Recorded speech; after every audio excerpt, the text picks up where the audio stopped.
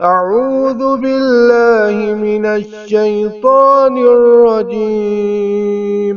بسم اللہ الرحمن الرحیم۔ تو یہ خواب جو ابھی حدیث بیان کر رہا ہوں، یہ نبی علیہ السلام کا خواب ہے، اور انبیاء کرام کے خواب وہی ہوتے ہیں، دین ہوتے ہیں۔ اور آپ اس خواب میں بتا رہے ہیں کہ میرے سامنے امتیں پیش کی گئیں، قومیں پیش کی گئی، پرانی قومیں۔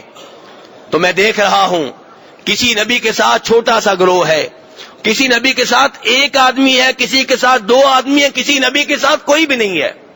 اللہ اکبر! اس حدیث میں خوشخبری ہے ان لوگوں کے لیے جو توحید کے اوپر ہیں، سنت کے اوپر ہیں، چاہے اپنے علاقے میں تنہا ہیں، اپنے شہر میں تنہا ہیں، سواد اعظم کی طرف نہ دیکھیں، کثرت کی طرف نہ دیکھیں، یہ دیکھیں کہ کیا قرآن پاک آپ کے ساتھ ہے یا نہیں، حدیث کے مطابق آپ کام کر رہے ہیں کہ نہیں کر رہے، چاہے کل کائنات آپ کی مخالف ہو۔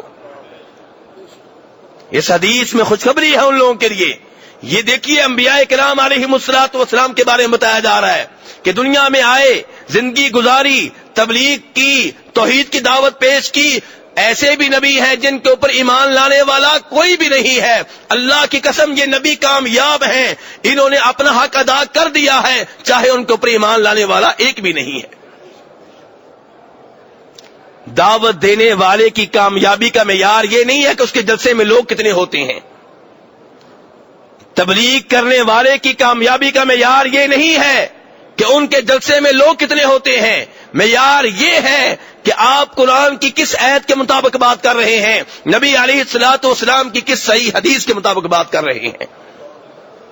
لوگ اکٹھے کر لینا معیار نہیں ہے، بلکہ اللہ تعالیٰ تو یہ فرماتے ہیں قرآن پاک میں وَإِن تُطِعْ أَكْثَرَ مَنْ فِي الْأَرْضِ يُضِلُّوكَ عَنْ سَبِيلِ اللَّهِ، اگر لوگوں کی اکثریت کی طرف آپ دیکھیں گے تو یہ آپ کو اللہ کی راہ سے گمراہ کر دیں گے۔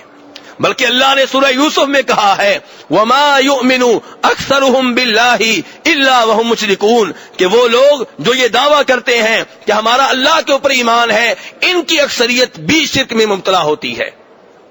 قرآن پاک کی بات کر رہا ہوں میرے بھائی، دھیان سے سنیے، خبردار ہو جائیں، سوچا کریں کہیں میں کوئی ایسے کام نہ کر رہا ہوں جو شرکیہ ہوں۔ اللہ تعالیٰ کہہ رہے ہیں وَمَا يُؤْمِنُ أَكْثَرُهُمْ بِاللَّهِ إِلَّا وَهُمْ مُشْرِكُونَ، جو اللہ کے اوپر ایمان لانے کا دعویٰ کرتے ہیں ان میں سے بھی اکثر شرک کر رہے ہوتے ہیں۔